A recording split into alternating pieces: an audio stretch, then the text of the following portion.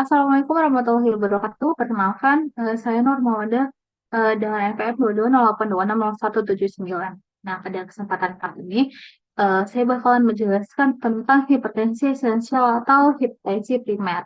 Di mana sebenarnya hipertensi esensial atau hipertensi primer ini biasa disebut dengan hipertensi yang memang tidak ada penyakit penyertanya, berbeda dengan hipertensi sekunder eh, yang membedakan kalau dengan hipertensi sekunder ada penyakit penyertanya.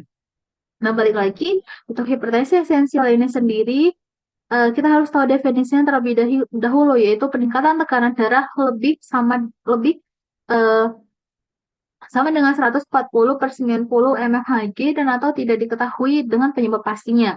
Dengan faktor resikonya itu dengan faktor resiko yang tidak dapat dimodifikasi yaitu jenis kelamin laki-laki, usia di atas 55 tahun, riwayat penyakit hipertensi pada keluarga dan menopause. Dengan faktor resiko yang dapat dimodifikasi yaitu dengan merokok, dislipidemia, hiperurisemia, secondary lifestyle atau dengan kebiasaan hidup. Nah, untuk gejala dari seseorang yang menderita hipertensi esensial atau hipertensi primer ini yang pertama itu sebagian pasien ini sebenarnya tidak memiliki gejala. Jikapun dia bergejala, gejalanya itu yang paling sering dikeluhkan adalah nyeri kepala atau nyeri tengkuk. Dan untuk hipertensi esensial primer ini dia dibedakan berdasarkan klasifikasi tekanan darah. Yang pertama, untuk tekanan darah normal itu dia lebih kecil dari 120 dan atau lebih kecil dari 80 sistol diastolnya. Nah, ada namanya prehipertensi. Prehipertensi ini digolongkan apabila dengan hasil pemeriksaan tekanan darah yang didapat itu 120 sampai 139 di sistol dan atau 80 sampai 89 di diastol. Dengan hipertensi derajat pertama yaitu dengan tekanan darah 140 sampai 159 dan atau 90 per 99 di sistol per diastolnya. Dan yang terakhir ada hipertensi derajat 2 dengan tekanan darah lebih besar sama dengan 160 sistol per eh, lebih besar sama dengan 100 per diastolnya. Dengan etiologinya ini sendiri sebenarnya masih idiopatik.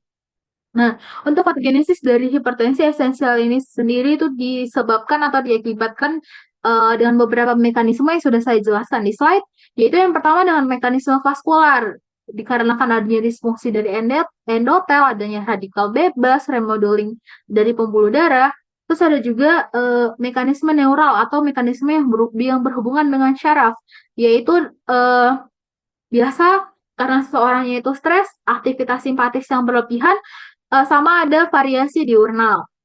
Dan yang ketiga ada namanya mekanisme renal. Ini biasa dikarenakan karena asupan natrium yang tinggi dengan tidak keseimbangan dengan retensi cairan. Terus yang terakhir ada mekanisme hormonal yang disebabkan oleh sistem renin, angiotensin, dan aldosteron. Nah, eh, balik lagi untuk gejala yang biasa dialami pada seorang yang menderita hipertensi atau hipertensi esensial atau primer ini sebenarnya sebagian besar pasien di sini ini tidak mengeluhkan gejala. Jika pun ia bergejala, yang paling sering dikeluhkan pada pasien itu adalah nyeri kepala dan nyeri tengkuk.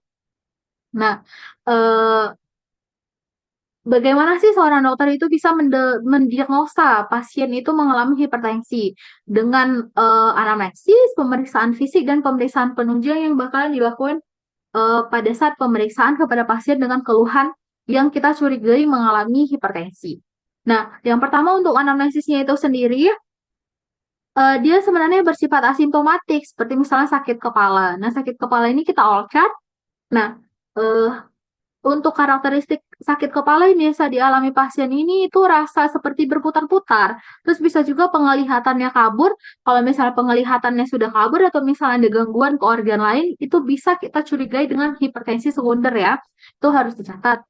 Terus ada lagi kita mengenali faktor resikonya dengan kita anamnesis kebiasaan ya kan. Kita anamnesis kebiasaan pada pasien. Nah, selanjutnya untuk biasanya pasien-pasien dengan hipertensi ini untuk kebiasaannya itu dia merokok, terus kebanyakan juga pasiennya obesitas, terus ada namanya inaktivasi fisik dan dislipidemia dan juga pada pasien yang mengalami diabetes. Nah, ini sebenarnya balik lagi ya kan, dipengaruhi oleh lifestyle orang masing-masing. Nah, setelah, melakukan anamnesis oleh dokter, selanjutnya itu kan biasa dilakukan pemeriksaan fisik mulai dari vital sign dan head to toe. Nah, untuk hipertensi esensial atau hipertensi primer ini sebenarnya untuk, pemeriksaan vital sign-nya itu dia sudah bisa 30% menegakkan dari diagnosa hipertensi, karena kan balik lagi anamnesis itu 50% untuk penegakan diagnosa. Nah, untuk pemeriksaan fisik vital sign yang kita lakuin itu yang pertama ada pemeriksaan suhu, frekuensi nadi, frekuensi nafas, sama tekanan darah. Nah, untuk tekanan darah ini biasa kita periksa selama 2 kali pengukuran. Jika didapati dengan hasil lebih besar dari 140/90 mm Hg, maka dapat ditegakkan sebagai hipertensi. Nah, setelah melakukan pemeriksaan fisik, kita lakukan pemeriksaan penunjang. Pemeriksaan penunjang ini yang biasa sifatnya itu dia untuk memeriksa komplikasi, apakah ada komplikasi yang sudah terjadi pada keadaan hipertensi esensial atau hipertensi primer ini.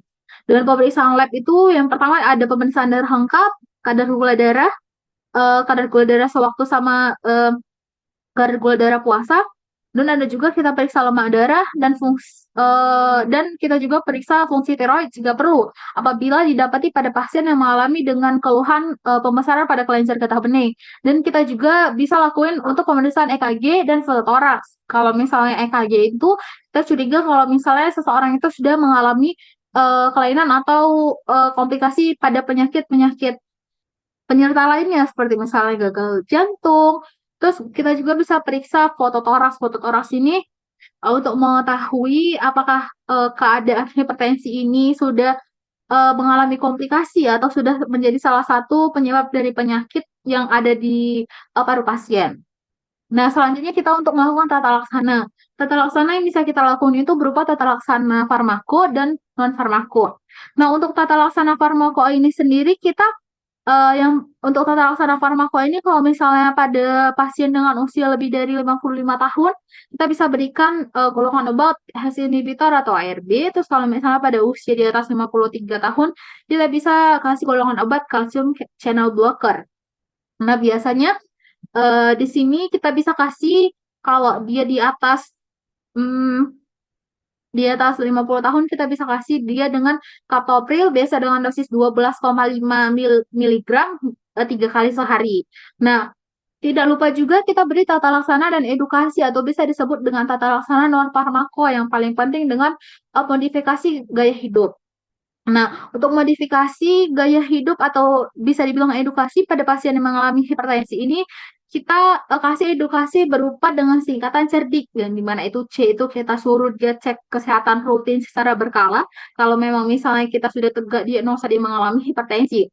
Terus yang kedua, E-nya itu nyah asap rokok atau harusnya pasien yang mengalami keluhan ini tidak boleh terpapar asap rokok ataupun tidak boleh merokok lagi. Terus rajin berolahraga, diet yang rendah garam, sama istirahat yang cukup. Dan yang paling penting kita kelola stresnya. Dengan pasien yang mengalami keadaan hipertensi ini sebenarnya tidak boleh stres sama sekali. Nah, eh, untuk penjelasan hipertensi mungkin cukup sekian yang bisa saya jelaskan berupa dengan referensi yang saya gunakan untuk membuat mind map presentasi hipertensi esensial atau primer pada hari ini. Jika ada kesalahan, saya mohon maaf. Eh, Kesempurnaan hanya milik Allah. Sekian dari saya. Assalamualaikum warahmatullahi wabarakatuh.